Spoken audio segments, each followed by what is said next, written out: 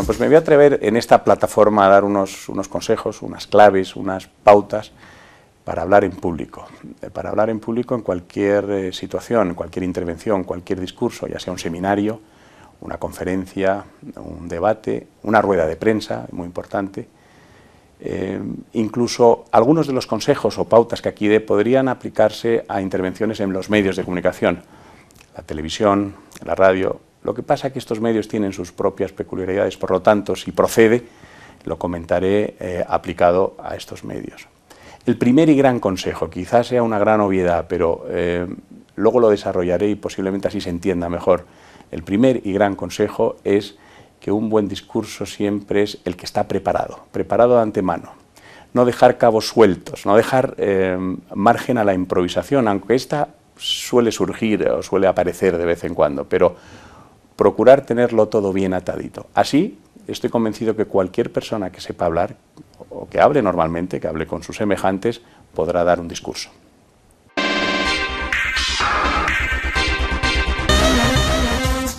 Bien, y cuando hablo de preparar un discurso, preparar en muchísimos aspectos.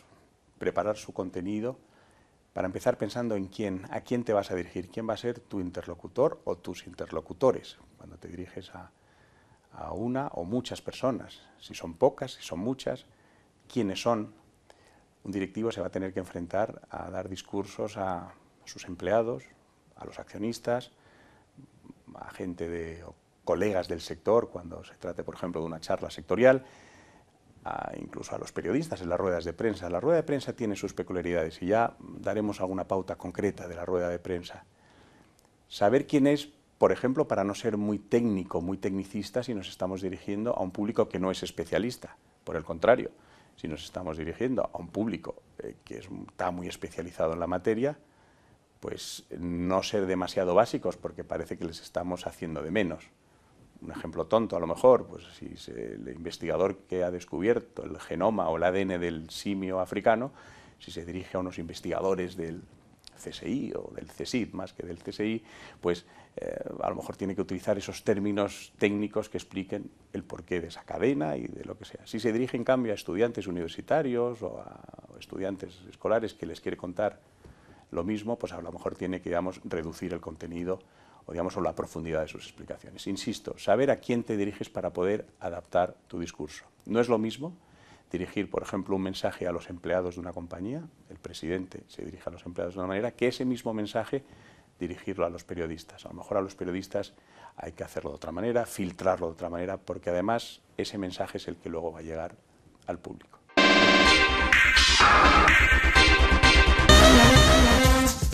Bien, hablando del contenido, hemos hablado de a quién nos dirigimos, pero también es muy importante, lógicamente, qué vamos a decir.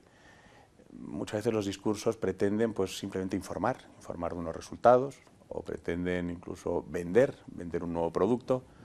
Es decir, saber qué tono le tenemos que dar teniendo en cuenta qué vamos a decir.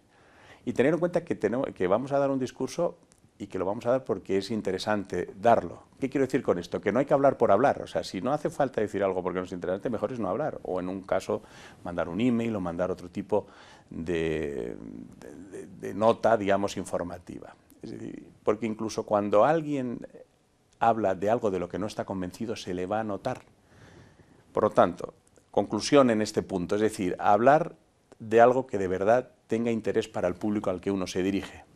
Y además hay que tener en cuenta que el que habla representa generalmente una institución, una empresa o a él mismo. Por lo tanto, lo que él diga va a calar o va a representar o va a ser reflejo y espejo de la empresa, de la institución o de la persona que represente. Por lo tanto, tiene que hacerlo muy bien para que no se vea afectada esa imagen de esa empresa cara al público que se dirige.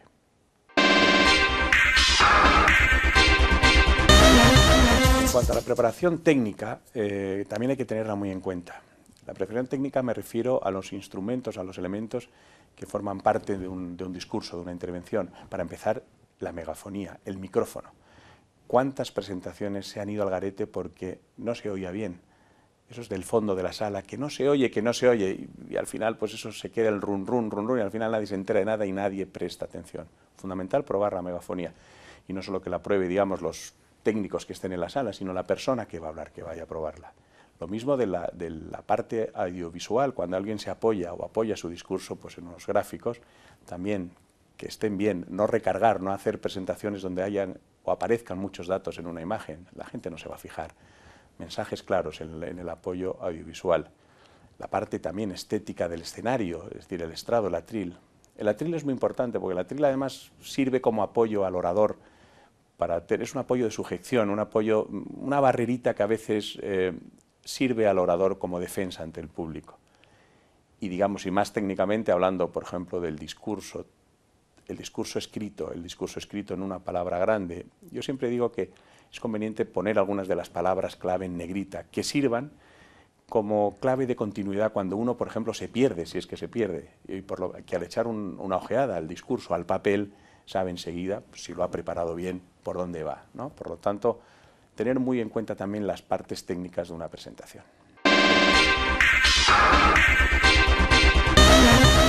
También es importante tener en cuenta lo estético, y lo estético no porque uno vaya a salir más guapo o menos guapo en la intervención.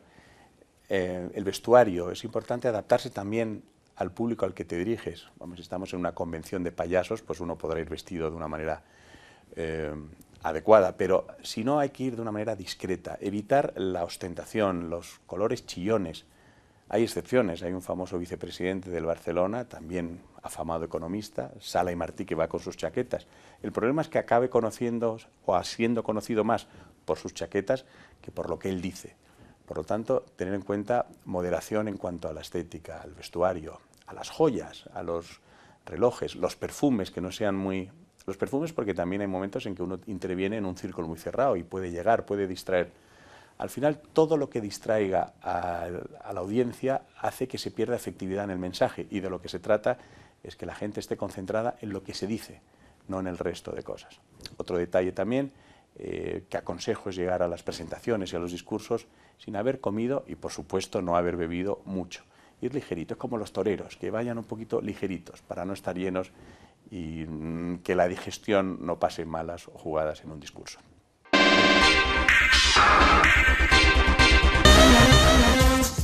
Bien, volviendo al contenido del discurso o insistiendo en el contenido del discurso, es importante, aparte de tener las ideas claras de lo que se va a decir, decíamos antes, la estructura del contenido, que esté bien estructurado, que tenga un claro inicio, un desarrollo, un claro final, que tenga unas buenas conclusiones, para que la cosa quede clara, para que el mensaje quede claro. Los anglosajones son muy dados en hacer un inicio impactante, en empezar a veces con una anécdota, con un chiste incluso, que lo que hace es captar la atención del público, porque la gente está pensando, pero ¿qué está diciendo? Por lo menos con eso captas y ya los tienes, digamos, agarrados para el resto de la presentación. Por lo tanto, un buen inicio, una buena estructura y siempre un impactante final sirve para mantener la atención. Durante un discurso, durante una intervención, es mejor dar 1, 2, 3 mensajes que se puedan repetir. Repetir no significa textualmente repetirlos durante la intervención, pero de alguna manera remarcar e insistir en esos 2, 3 mensajes que se quieran decir durante un discurso, a intentar dar muchos mensajes en un mismo discurso. ¿Cómo se soluciona? Si uno quiere dar, porque está hablando, por ejemplo, de unos resultados de una compañía, son muchos datos. Pues al final, complementando la intervención con un documento que se entrega a la salida. Los documentos, ya que hablo de documentos de apoyo a una intervención, mejor siempre entregarlos a la salida, porque si se entregan antes, la gente es muy fácil que se distraiga leyéndolos y hojeándolos antes de tiempo. Por lo tanto, mejor pocos mensajes y bien repetidos y bien situados en el discurso que muchos mensajes que se pueden perder. Y esa sería, digamos, una de las pautas fundamentales en cuanto a contenido. Y sobre el tono de un discurso, de una intervención, se podrían decir muchísimas cosas. Consejos muy generales que a lo mejor en algunos casos suenan contradictorios, pero hay que ser simpático. Digo que suenan contradictorios porque a lo mejor si estamos hablando de una presentación en una situación de crisis, es decir, hablar cuando hay que... Crisis no me refiero ahora a la crisis que todo el mundo habla, sino, por ejemplo, una empresa en crisis que tiene que hacer una retirada de producto. Hay que ser claro en el mensaje, a lo mejor ahí no hay que ser tan simpático, pero hay que ser afable, hay que ser natural. La rigidez en un discurso también le quita credibilidad al discurso, por lo tanto, cuanto más natural se sea, mejor. Saldrán los temas de los nervios, el quedarse en blanco. Quedarse en blanco hay que procurar ganarse el público a tu favor cuando te ocurra una situación de estas. ¿Cómo? Pues en vez de quedarse callado y rebuscar en los papeles porque uno se ha perdido o porque de repente se le ha ido si no tiene papeles, por eso de quedarse en blanco, lo que hay que hacer es decir algo a la audiencia y decírselo. Me he quedado en blanco, decirlo de una manera simpática, decirle, lo siento mucho señores, pero es que me acabo de perder, de tal manera que uno se gane ese cariño del público y de esa manera él se pueda relajar para poder, digamos, retomar el hilo. Hay que intentar ser pausado en la voz, hay que también intentar hacer inflexiones, cambios de tono de voz, no ser monocorde, un monotono que lo haga, digamos, ser un poco tedioso. Ritmo a la voz, ritmo, digamos, a la palabra.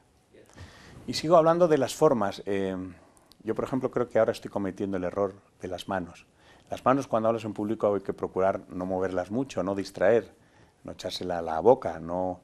Hay que tener mucho cuidado con las manos. Por eso antes hablaba de que el atril, por ejemplo, es un elemento que puede ayudar mucho, porque las manos pueden apoyarse en el atril, pueden sujetar las manos para que no se muevan mucho. Las manos tampoco hay que llevárselas a los bolsillos. Cuando uno está hablando, las manos en los bolsillos expresa dejadez o demasiado relajamiento. Las manos tienen que tener su postura correcta, también si uno está sentado, pues a lo mejor apoyarse en las rodillas, no moverlas demasiado, porque eso puede distraer la atención. Lo mismo cuando se hace una presentación en un estrado donde uno pasea de un lado a otro.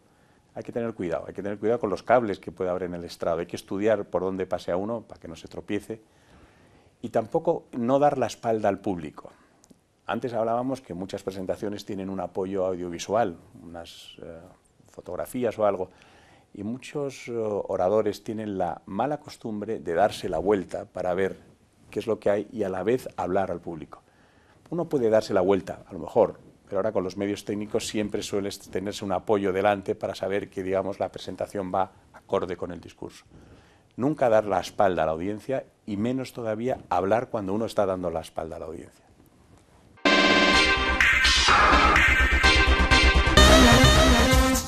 Dentro de la preparación de un discurso, de una intervención, es muy importante ensayarlo, prepararlo. Vengo hablando de la palabra, vengo diciendo la palabra preparación todo el rato. Ensayarlo en su casa o en su despacho, ensayarlo en voz alta, delante de un espejo, ensayarlo tal como vaya a ser el discurso real. Por lo tanto, si va a ser un discurso de pie, pues hacerlo de pie, con el discurso delante, leerlo, prepararlo, releerlo, reensayarlo, que uno no se canse de prepararlo. Hay que medir bien los tiempos, porque es fundamental respetar cuando a uno le asignan un tiempo, cuando, por ejemplo, va a ser un ponente dentro de unas conferencias o de un seminario que cada uno usted tiene 15 minutos, pues respetar el tiempo. Respetar el tiempo no solo por educación, sino también porque muchas veces la audiencia sabe perfectamente los tiempos o las intervenciones, porque suelen tener unas agendas de lo que va a ocurrir el día.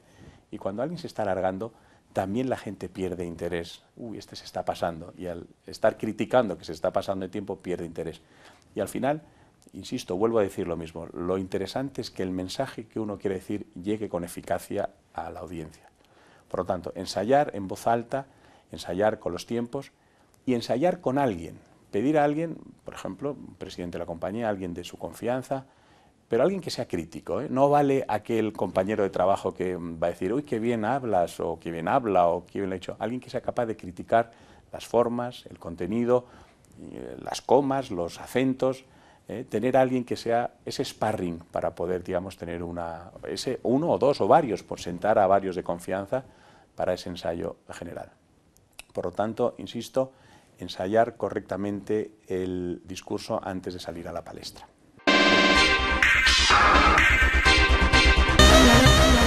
Y dentro de los preparativos de un discurso, de una intervención, es muy importante, sobre todo cuando uno se va a enfrentar a una audiencia la cual va a tener la oportunidad de preguntarle, por ejemplo, una rueda de prensa, donde uno transmite un mensaje, pero luego los periodistas suelen levantar la mano y tienen la posibilidad de pedir aclaraciones.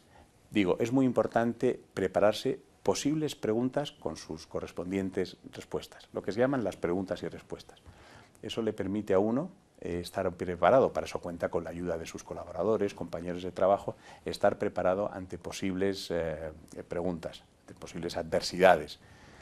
E incluso si alguien le hace una pregunta en esa rueda de prensa y el directivo de turno no sabe responder, mejor no dudar, mejor no quedarse en blanco, no intentar responder por responder, mejor decir, no sé la respuesta a su pregunta, tomo nota y se la haré saber en el momento en que la consiga.